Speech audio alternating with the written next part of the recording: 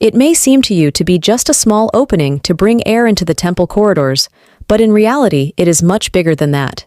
This was like air conditioning for the ancient Egyptians.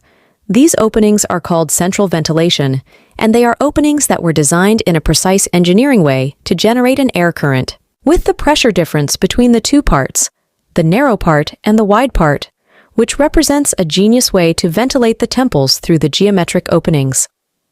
It is known that the refraction of pressure reduces the temperature, so the resulting cold air current is different from the temperature outside the temple. The picture is of the western ascent stairway leading to the second floor of the Dendera Temple in Upper Egypt.